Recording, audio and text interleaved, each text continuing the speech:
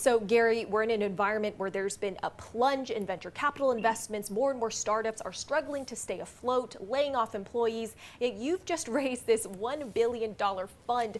So what opportunities do you see in this environment, or are you choosing to just hang on to that cash? Well, Selina, thank you very much for having me on. So a couple things is that obviously now within China, actually within venture capital globally, you have a slower pace. It's more challenging for sourcing and diligence because of no face-to-face meetings or many fewer of them. But the reality is the slowdown in VC had already started 18 to 24 months ago in China.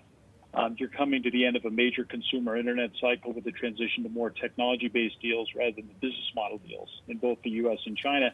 And that was really the trigger for 2018 to 2019 decline. 2019 to 2020 was going to decline. And so you're in this transition.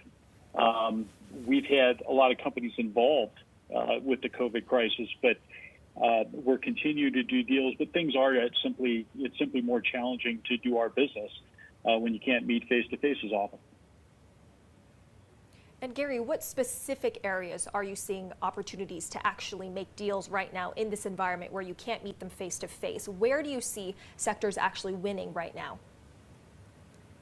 So the transition that we're in is from what I call business model oriented investing strategy, which was the large consumer internet plays in China, for example, anything in the gig economy, a lot of what was called O2O, offline to online. Those business models, I think, are now in a great deal of difficulty because they were predicated upon raising huge amounts of money and spending a great deal of that money acquiring customers. And we think that is going to become increasingly challenging. What we did about 3 years ago within Qiming is start the transition to much more in the TMT space, much more focused on core technology, AI, big data, data management, infrastructure, analytics. And we've always had a very large healthcare practice. In fact, we have the largest healthcare investing practice in China. And this is a very good time to be investing in healthcare in China. Gary, it's Rishaad in Hong Kong. I mean, a lot of people have been investing in healthcare for a long time in China as well. But how much is your investment philosophy and at the moment dictated to by what you believe is going to happen when this pandemic comes to an end? How bad things, in your view, are they going to be? So we traffic in ideas, right? So what a venture capital firm does is traffic in ideas. And when, again, most of the companies we invest in, 75, 80% of the time, Qiming is the first investor. We're typically investing before they have any commercial business, which means that our impact by the market is anywhere from 3 to 5 years later. So when we look at the impact of COVID, there's a great number of our companies that are working on the COVID virus response for the U.S. and for China. So we're very involved in that. But we're not targeting investments based on that, nor are we avoiding areas based on that today. Because again, it's 3 to 5 years for most VCs. It's 3 to 5 years from when the market effect really is going to become material to us. So I think that that's really from where we're sitting. We don't really right now change our plans and what we find attractive based on what's happening with COVID. Okay, so Gary, that brings me nicely to how that ties up with, your liking of the healthcare side of things. So what part of healthcare do you like? What's the big thing that you're looking at? So we have 110 portfolio companies in healthcare in China. We just listed one a week ago called Sanyo on the Star Board. We listed one in Hong Kong in December. So what's interesting is that the process of both doing deals and exiting deals has continued to pace over the last few months. The sectors we're particularly focused on, we have a very large practice in what we call biopharma, biotech. We have a significant practice related to that in cell and gene therapy. We have a very large diagnostics practice. We have 5 companies that have been working on the COVID virus just in the diagnostics area. And we have a number of genetic typing companies, like Berry Genomics, that did the nucleic acid detection process for the Chinese government. So, again, we're pretty broad in healthcare. We do everything from early-stage drug discovery through services. And right now, depending upon the circumstances, you would find different things being attractive. We're very focused right now in the biopharma, biotech, cell and gene therapy area. That would be one of our largest concentrations today. Gary, one of your portfolio companies, CanSino Biologics, is starting human vaccine trials for COVID here in China. So what can you tell us about how that process is going and what really sets CanSino apart from the other competition that's also working on these vaccines like Inovio and Moderna? Right. So 2 years ago, the Chinese government, the Chinese Academy of Sciences, and some of the military establishment partnered with CanSino to actually create a vaccine for Ebola.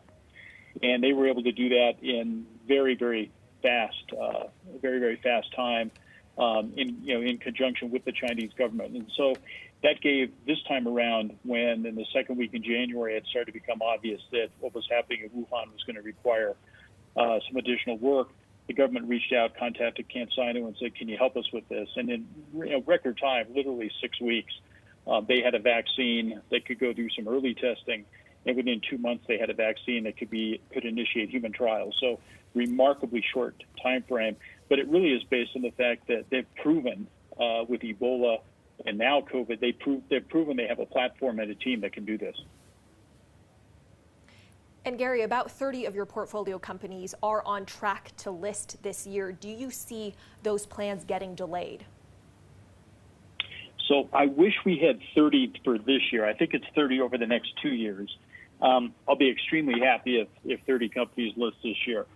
So surprisingly, right? I mean, I'd be buying everyone champagne if that happened. But so if you look at Hong Kong and now China, we listed Rock Robo and Sanyo on the Starboard in the first quarter. So the Starboard is really picking up traction and credibility as a valid listing venue.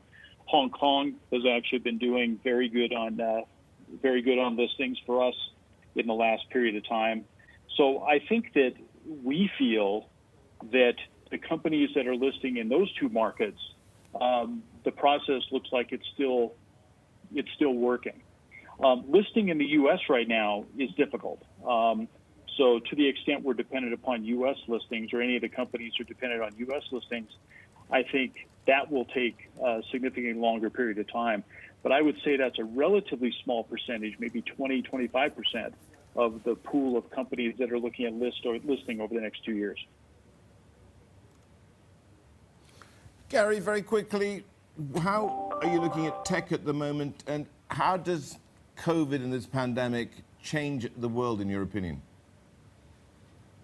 So it actually, again, since we're primarily focused on early stage, the primary impact of COVID is to make everyone more selective. What I mean by that is we were very lucky to close our fund this week, as Selina mentioned, and that's really a tribute to the team. It was on the original schedule, original target, and that's really a tribute to the team that we have at Qiming.